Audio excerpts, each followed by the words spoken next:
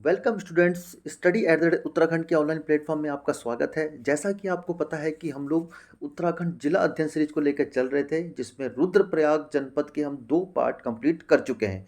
ठीक है, और आज ये रुद्रप्रयाग का लास्ट पार्ट होने वाला है। उसके बाद नेक्स्ट क्लास में हम लोग इसको कुछ एमसीक्यू सेट देखेंगे और रुद्रप्रयाग हमारा समाप्त हो जाएगा।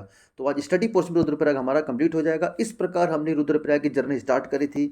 उसका बेसिक हमने स्ट्रक्चर समझा था, राजमार्ग देखे थे, पर्यटक स्थल देखते हुए हम प्रमुख मंदिरों की तरफ आगे बढ़ गए थे और एक एक करके सारी चीज़ों को हमने समझने का प्रयास किया था। ठीक है, तो ये सारे हमारी स्लाइड जो पीडीएफ के फॉर्मेट में आपको मिल जाती है और बहुत अच्छे से बहुत तरीके से इसको बनाया गया है और आराम से आपको एक एक चीज़ समझाई भी गई है और पीडीएफ से भी आप अच्छे से समझ सकते हैं। तो आप किसी प्रकार की इसमें चिंता करने की आवश्यकता नहीं है। PDF Telegram, WhatsApp group channel, description में और कमेंट बॉक्स में लिंक आपको मिल जाता है। फ्री ऑफ कॉस्ट आप यहाँ पे डाउनलोड कर सकते हैं। ठीक है, तो ठीक है, आज कल जो हमने लास्ट क्लास छोड़ी थी वो छोड़ी थी हम लोगों ने रुद्रप्रयाग की जो धार्मिक यात्रा थी, मरना माई की जात यात्रा तक हमने कंप्लीट किया था। और आज आगे बढ़ते हैं जिसमें हम देखेंगे अब नदी तंत्र, झील, ताल आदि। ठीक है, तो नदी तंत्र की अगर मैं बात करूं तो नदी तंत्र, मुख्य नदी तंत्र रुद्रप्रयाग में आता है मंदाकिनी नदी तंत्र। ठीक है, मंदाकिनी नदी तंत्र जो अलकनंदा से संगम करती है, कहाँ पर? ये करती है रुद्रप्रयाग में संगम करती है। ठीक है, तो ये आपको देखना होगा। मुख्य चीज़ ये मैंने आप मैप ऐड किया हुआ है। ये मैप बेसिकली हमारा जो नदी तंत्र का जो एक प्लेलिस्ट बनी थी, जो हमने सीरीज चलाई थी, उसमें 8 क्लासें में नदी तंत्र को कंप्लीट, उत्तराखंड नदी तंत्र को कंप्लीट किया था।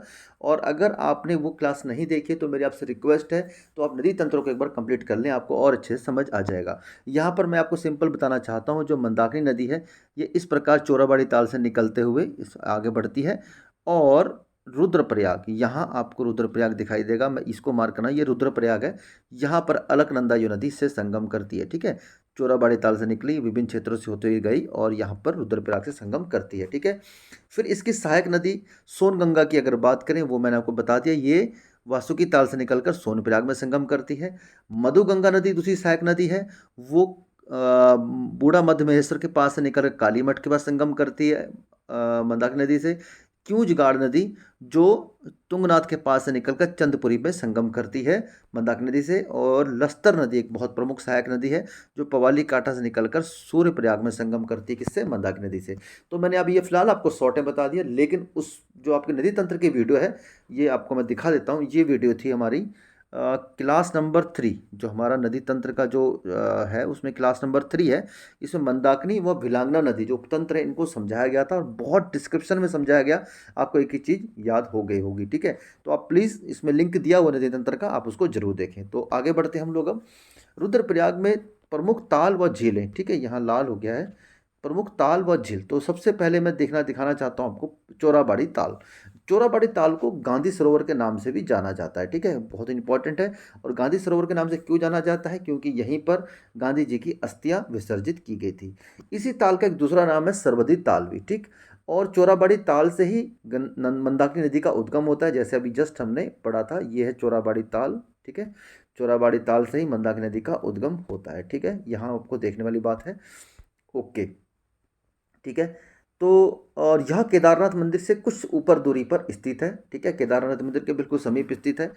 और जो राज्य में एक बहुत बड़ी आपदा आई थी वर्ष 2013 में, 16-17 जून के पास पास, तो क्या हुआ था कि उसी समय जो केदारनाथ आपदा थी, चोराबाड़ी ग्लेशियर। ठीक है, चोराबाड़ी ग्लेशियर आपको यहाँ दिख रहा होगा, मैं यहाँ दिखाना चाहता हूँ, ये ग्लेशियर है। ठीक है, इस ग्लेशियर की बर्फ़ पिघलकर इकट्ठा कहाँ हो जाती है? यहाँ पर आपके ताल के अंदर। तो ये ताल बन गया, इसी ताल से आगे नदी निकलती है। लेकिन ये चोराबाड़ी ताल टूट गया था बहुत ज़्यादा पानी हो जाने के कारण, जिससे मंदाकिनी नदी घाटी में भारी तबाही हुई थी। ठीक है, तो इसको भी आप याद रखेंगे।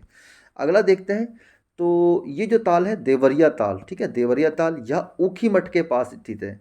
ये ऊखी मठ के पास स्थित है, जहाँ पर ओंकारेश्वर मंदिर है, जिसके बारे में मैंने बताया था कि केदारनाथ और मध्य महेश्वर की जो शीतकालीन पूजा होती है, ये ऊखी मठ ओंकारेश्वर मंदिर में होती है। फिर उसके बाद वासुकी ताल, यह देखिए टिहरी और रुद्रप्रयाग में संयुक्त रूप से स्थित है। इस ताल से सोनगंगा का उद्गम होता है। ठीक है, ये सोनगंगा है, सोनगंगा का उद्गम होता है। ठीक है, वासुकी ताल से। अच्छा, बदाहनी ताल या जखोली की बांगरपट्टी में स्थित है। भेक ताल ये एक अंडाकार ताल के रूप में स्थित है। क्वेश्चन आ सकता है कि रुद्रप्रयाग में ऐसा कौन सा ताल है जो अंडाकार के रूप में स्थित है? भेक ताल। तो ये आप ताल याद रखेंगे, देवरिया ताल, वासुकी ताल, बदानी ताल, भेक ताल। तो ये प्रमुख ताल हो जाते हैं। अब देखते हैं रुद्रप्रयाग के प्रमुख कुंड, ठीक है। कुंड बहुत सारे हैं, ठीक है, आपको एग्ज़ाम में पूछे भी जा सकते हैं, ठीक है। तो मैं आपको कुछ सारे पहले कुंड कुंड आपको बता देते हैं, ठंडे और गर्म कुंड, और जो इंपॉर्टेंट कुंड है उसको भी आप एक बार आपको मैं मार्क कर दूंगा, जो आप एग्ज़ाम के पॉइंट ऑफ व्यू से देख सकते हैं। तो ठंडे कुंड की बात करें, अमृत कुंड, ठीक है, हंस कुंड, उदक कुंड, रेतस कुंड, ये तीनों केदारनाथ के पास स्थित हैं। फिर एक नदी कुंड है, ब्रह्म कुंड, विष्णु कुंड, रुधिर कुंड, मणिकर्णिका कुंड जो गुप्त काशी में स्थित है, सरस्वती कुंड, ये सारे के सारे ठंडे कुंड हैं। आपको अगर याद करने की दृष्टि, देखिए अगर पढ़ने वालों के लिए सब कुछ जरूरी है, बट मैं अगर आपको बोलना चाहूँ तो उदक कुंड, ठीक है, रेतस कुंड, ठीक, रुधिर कुंड, मणिकर्णिका कुंड, ये चार तो आप बिल्कुल भी नहीं भूलेंगे, जो ठंडे कुंड है और कहाँ पे स्थित है, रुद्रप्रयाग में। तो आप याद अगर सारे कर सकते हैं तो बहुत अच्छी बात है, नहीं तो इन चारों को जरूर याद रखेंगे। ये मणिकर्णिका कुंड का चित्र आपको दिखाई दे रहा है, जो गुप्त काशी में स्थित है, ठीक है। और गर्म कुंड तो मात्र दो ही है, एक गौरी कुंड जो बिल्कुल ही आप केदारनाथ के समीप स्थित है, और भौरी अमोला कुंड, ठीक है, ये वेरी मोस्ट इंपॉर्टेंट है। गौरी कुंड बहुत कॉमन हो गया है, सब एग्जाम में पूछा जा चुका, लेकिन भौरी अमोला कुंड आने वाले एग्जाम में बन सकता है, ये आपको याद रखना चाहिए, ठीक है। तो ये थे प्रमुख कुंडों के बारे में जानकारी। अब देखते हैं कुछ प्रमुख बुग्याल, ठीक है। तो बुग्यालों की अगर बात करें तो सबसे पहले वर्मी बुग्याल, ठीक है, वर्मी बुग्याल। चोपता बुग्याल हम पढ़ चुके हैं। मधमेश्वर बुग्याल मधमेश्वर के पास में स्थित है। कसनी खर्क, ये एग्जाम में बहुत बार बना हुआ है, इसको आप बिल्कुल याद रखेंगे, वेरी मोस्ट इंपॉर्टेंट, कसनी खर्क बुग्याल। मरनी बुग्याल हम पढ़ चुके हैं, जो मरनी माई के जात की यात्रा होती है, ये कहाँ पर स्थित है, आपके रुद्रप्रयाग में। ये आपका मरनी बुग्याल का चित्र है, यहीं पर आके यहाँ पे समाप्त होती यात्रा, ठीक हो जाएगा। तो आप ये 5 बुग्याल फिर से रिपीट करते हैं, वर्मी बुग्याल, चोपता बुग्याल, मधमेश्वर बुग्याल, कसनी खर्क बुग्याल, मरनी बुग्याल, ठीक है। तो चोपता, मधमेश्वर और मरनी, ये तो आपके लिए कॉमन हो जाते हैं क्योंकि आपको आसानी से याद है, क्योंकि इनके बारे में पढ़ चुके हैं। वर्मी बुग्याल और कसनी खर्क बुग्याल, ये एडिशन आपको याद करके चलना पड़ेगा। तो ये बुग्यालों के बारे में जानकारी हो गई है।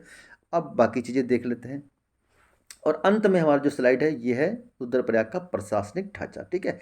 तो अगर आपसे एग्जाम में पूछा जाता है कि कितने विधानसभा क्षेत्र हैं, तो रुद्रप्रयाग में मात्र 2 विधानसभा क्षेत्र हैं, एक केदारनाथ और रुद्रप्रयाग, ठीक है।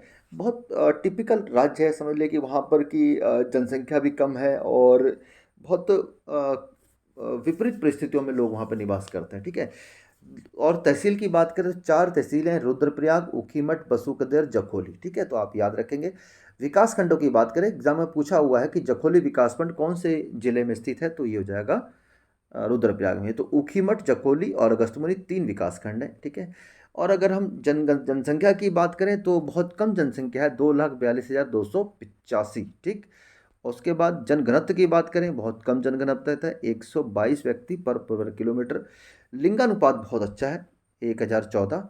और सबसे महत्वपूर्ण बात, साक्षरता की बात करें, 81.3% साक्षरता है। लेकिन अगर आपसे पूछा जाता है पुरुष साक्षरता में नंबर 1 जिला कौन सा उत्तराखंड का, तो वो हो जाएगा रुद्रप्रयाग, वेरी मोस्ट इंपॉर्टेंट, 93.90%, ठीक है।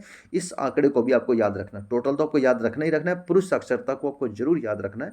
एग्जाम में ये क्वेश्चन बन चुका है, आने वाले बनने में एग्जाम में बनने की संभावना है। महिला साक्षरता की बात करें, वो भी बहुत अच्छी है, 70.35%, ठीक है। साक्षरता के मामले में बहुत अच्छा राज्य है, ठीक है। जनसंख्या भी कम है, लगभग लोग अच्छे व्यवसाय में भी हैं, साक्षरता जुड़े हुए हैं, ठीक है। तो ये था हमारा रुद्रप्रयाग को आपको समझाने का प्रयास, जिसमें हमने आपको विभिन्न पीडीएफ और विभिन्न स्लाइड के माध्यम से एक एक चीज़, छोटी छोटी चीज़ बताने का प्रयास किया। कुछ चीज़ें छूट भी सकती हैं, बट वो अगर छूट भी गई हैं तो मैं उम्मीद करता हूं कि जो हमारा नेक्स्ट क्लास होगी रुद्रप्रयाग की एमसीक्यू सेट में, उसमें करीब 50 के आसपास प्रश्न होंगे, वो उसमें हम उसको पूरा कंप्लीट कर लेंगे। और ये स्लाइड फिर से आपको बता दूँ पीडीएफ के रूप में मिल जाती है, आप कोई इश्यू नहीं है, ठीक है। तो यहाँ हमारा रुद्रप्रयाग जनपद समाप्त होता है स्टडी लेवल पे, एक क्लास और आएगी एमसीक्यू पे। तो ठीक है, आपके सहयोग के लिए बहुत बहुत धन्यवाद। आपको आने वाले आगामी एग्जाम के लिए बहुत बहुत शुभकामनाएं। मिलते हैं फिर नेक्स्ट क्लास में, तब तक के लिए जय हिंद।